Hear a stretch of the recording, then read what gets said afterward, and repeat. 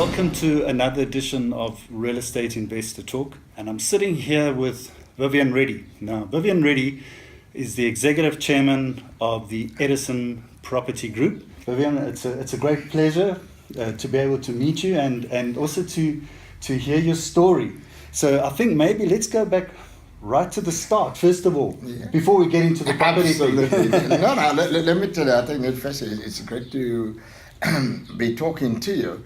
And when I look back, in fact, just this morning, I was presented with a beautiful gift from Standard Bank, who's been banking with me for 35 years. Right. And it took me back to the time when I started business, where it was difficult to get money. And, I started off business with 500 Rand in a bucky. And I went on trying to expand the business, and I started off life as Reddy's Electrical, and we're not getting any work. And I then decided to change it to after Thomas Edison to Edison Power, after the invention of the light bulb. Yes. And people were phoning me and wanted to speak to Mr. Edison. And I actually masqueraded as a Mr. Edison in those dark days. But we worked very, very hard. We became successful in the electrical business. And when the new South Africa came, I loved casinos. I loved gambling. And I ended up bidding for 4 licenses, which we were successful. Sabaya in Durban is one of my bigger casino interests. Right. And against all odds, I mean, people were asked me, how could you bid for a casino license? You only know how to gamble. But the reality, the human brain is such that you could do anything you put your mind into. I studied the business. We approached people like Sun International, who are great management companies, and some other management companies. And I got the first license in Newcastle, where I built my own casino. I had a management company to run it, and it became a very successful business. And the casino business is a great business that I'm still involved in. Then I even started YFM Radio. I was one of the first founders of YFM Radio, which was a big success. We subsequently sold the shares. Right now, on Monday in Durban is the World AIDS Conference. And it takes my mind back in in the year 2000 when the 13th World AIDS Conference was held in Durban. And I told our team, what are we going to do?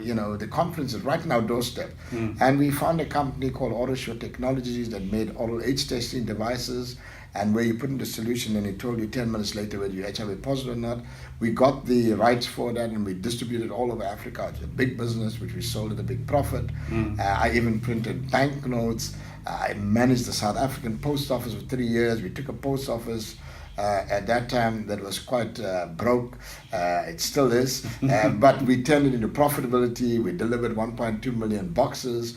It was a big success story. And then in more recent times, I started getting involved in the property industry. Right. And our first foray, beside developing these casinos, the first foray into the property sector in the shopping center was in Newcastle, where I co-developed the Newcastle Mall with Zenprop.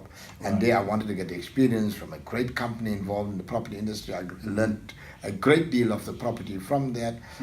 It was a great success. That mall, the 45,000 regional mall right next to my casino. Right. And we bid for other projects and we're successful.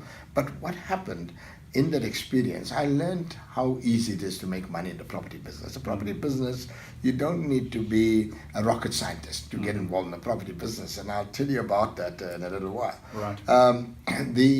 Our success, the oceans, and to talk about that amazing project, people ask me, how come you're able to achieve 93% sales to date, and we set a South African record of 1.55 billion sales in 4 hours.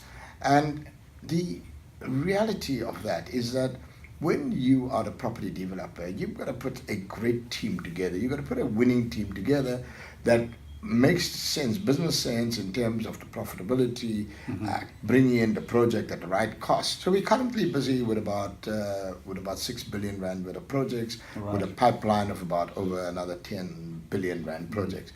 And we just started this. We're latecomers in this thing. We've only started about 3 years ago. Right. And I believe the property market is a market that is the right place to be. The issue of skills development is very important in South Africa. There are so many people that pass matric or they don't pass matric and they're unemployed. And so we're creating a schools development center where we're training electricians, plumbers, bricklayers, plasterers, and for the women, a whole lot of trades. But on all our projects, we are insisting that our contractors employ the people from our skills center, and we are hoping to bring these people into the mainstream of the economy. But more importantly, even if there's no work, they'll be equipped with a skill. They can go out into the areas and provide jobs to their communities and earn a living. Right. And it's our way of helping to make South Africa a better place. Right. So Vivian, there's quite a lot of things that have happened from the time that you started out, and you're on multiple different projects. But let's just focus a little bit on the property now. Yeah. This 3.5 billion Umhlanga development seems very exciting. It's a very ambitious project. And what do you think was the reason why it was sold out so quickly? What did you do? Was it the research? What do you think? What was the Right. I think to the question about why is it so successful? I mean, it's set real estate history. Right. I think it started off with the effort that we put in. I'm very passionate about this project.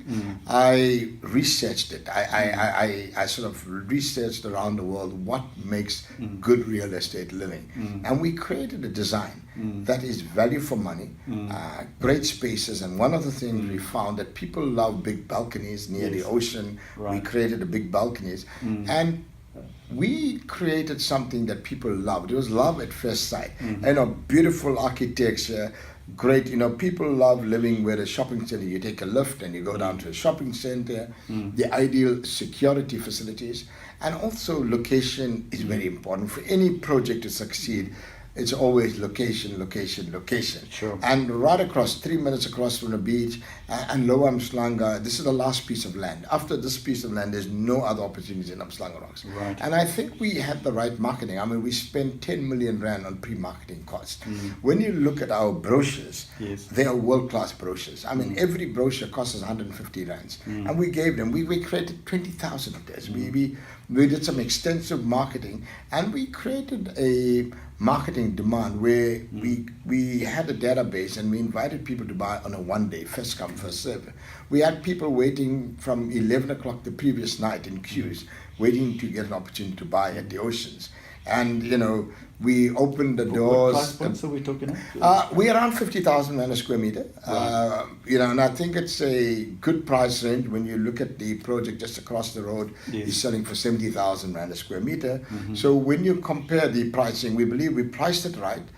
My colleagues believe we should have priced it much more, but I always believe you must go in there and not be too greedy in business.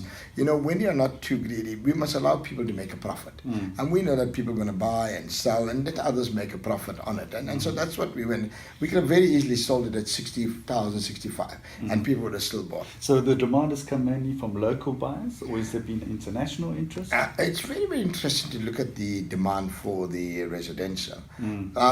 About 12% of it was from international buyers. And the interesting fact is that people we had called from Australia and New Zealand of people wanting to come and retire in South Africa. Wow. Because they've got jobs out there and they cannot afford to retire. And when you look at the exchange rate, it makes it very affordable. And there's a lot of people from those areas. And if you look at the statistics, about 50% of the units were bought from people from Johannesburg and Cape Town, and a certain about 10% from the other parts of the African continent, and the rest from the people of Durban. So Vivian, what is your message, parting shots, in terms of anybody that wants to get into business or into property? They're starting out, because you were also at that stage at one time, and you've grown now, and I mean, you've achieved beyond your wildest dreams. My advice to anyone to start a business, firstly, sit down and do your business plan. Right. Think about what you're doing, but what is most important is to believe in yourself. Have the confidence, and you got to have a dream, and you got to tell yourself, I am going to become successful. This is my dream. When you have a vision and a dream, it's amazing how it motivates you. Wonderful. It's been fantastic chatting to you, Vivian. No, absolutely great. And all the best. It's a great magazine.